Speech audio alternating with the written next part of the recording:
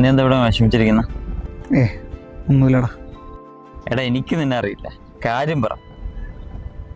ആകെ ഭ്രാന്ത് പിടിച്ചിരിക്കുകയാണ്. എന്തിനാ? കയ്യിലാണെങ്കിൽ 5 പൈസ ഇല്ല. എടാ ഈ കിട്ടുന്ന പൈസയൊക്കെ വീട്ടു ചെലവ്, EMI, ലോൺ, അങ്ങനെ ആ വഴിക്ക് പോവാണ്. എടാ അതിപ്പോ എല്ലാവർക്കും അങ്ങനെയല്ലേ? അതൊന്നും അല്ലടാ. പിന്നെന്താ? ഞാൻ ഈ ദാരിദ്ര്യം പിടിച്ച കുടുംബത്തിൽ ജനിച്ചുകൊണ്ടാണ്. മര്യാദയ്ക്ക് കുറച്ച് കാശുകൾ വീട്ടിൽ ജനിച്ചിട്ടുണ്ടെങ്കിൽ ഈ വല്ല പ്രശ്നം ഉണ്ടാവും. എടാ ഞാൻ നിന്നോട് പലവട്ടം പറഞ്ഞിട്ടുണ്ട്, നീ നിന്റെ വീട്ടുകാരെ കുറ്റം പറയുന്ന ഈ പരിപാടി നിർത്തുന്നു. എടാ നീ എപ്പോഴെങ്കിലും എൻ്റെ അവസ്ഥ ആലോചിച്ചിട്ടുണ്ടോ? എടാ എൻ്റെ അച്ഛനും അമ്മയും ഡിവോഴ്സായി, രണ്ടു വഴിക്കായി.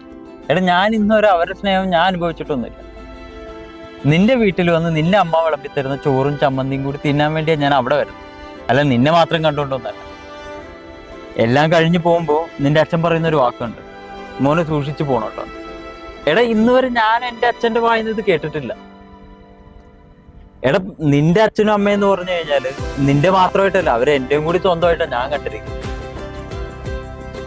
അപ്പോഴാണ് അവൻ എപ്പോഴും കുറ്റം പറയുന്നത്.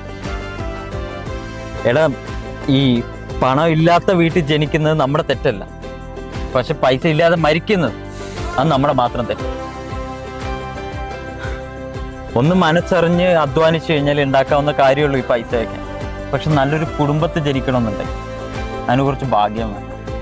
എടാ ആ കാര്യത്തിൽ നീ ഭാഗ്യവാനല്ലടാ. എന്താ അമ്മ വിളിക്കാൻ? നീ എവിടെയാടാ? അപ്പു നിന്റെ കൂടെ ഉണ്ടോ? അവനുണ്ട് കൂടെ. എന്നാ അവനെ കൂട്ടി പെട്ടെന്ന് രണ്ടുപേരും വന്ന് ഭക്ഷണം കഴിക്കാം. ശരി വരാം. എന്താ പറഞ്ഞമ്മ? ഭക്ഷണം വിളമ്പി വെച്ചിട്ടുണ്ട്, നിന്നെ കൂടി ചെല്ലാം.